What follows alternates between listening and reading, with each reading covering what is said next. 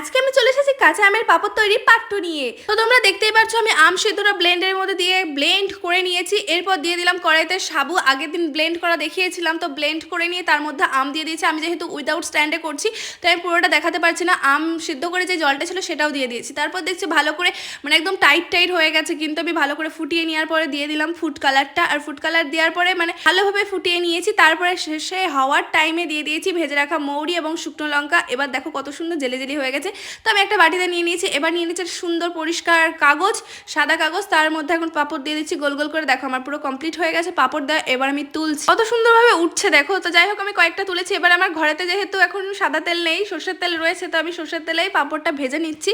তো এটা first time try করলাম, বুঝতে পারিনি যে এতটা সুন্দর মুচমুচে হবে, কিন্তু সাংঘাতিক পরিমাণে টক হয়ে গেছে। যেহেতু আমটা প্রচণ্ড টক ছিল, আমি বুঝতে পারিনি, পুরো আমটাই দিয়ে দিয়েছি। যাই হোক ভিডিওটা কেমন লাগলো অবশ্যই কমেন্ট করে জানিও, ভালো লাগলে লাইক করে। বাই।